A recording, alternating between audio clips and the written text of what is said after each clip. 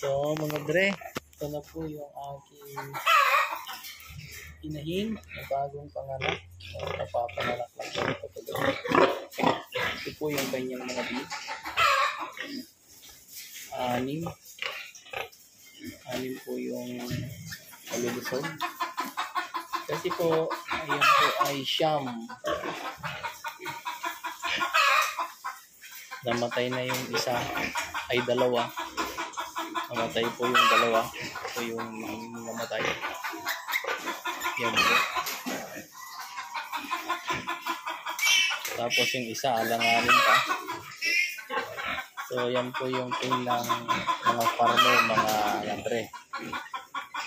Yan po.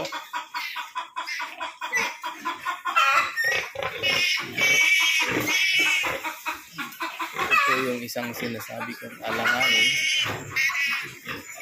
Alanganin kaya ayaw dumede, tapos hindi siya makatayo.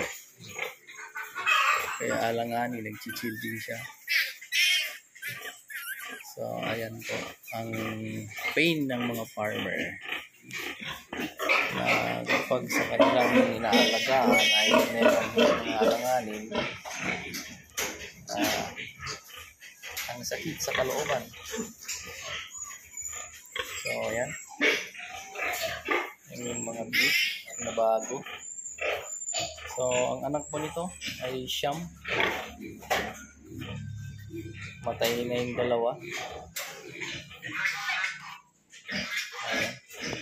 At yung isa ay naalanganin din. So, ayan. Tumudodo sila. Dalawa ay makasurvive itong isa para 7 ang natira. So, thank God dahil nanganak na. Yun lang.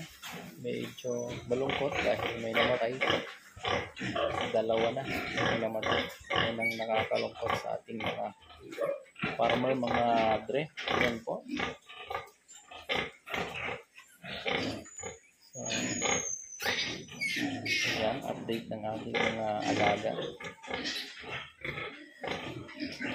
Ngayon po ay Sunday.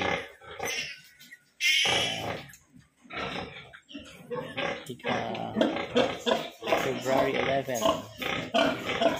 So, ayan po.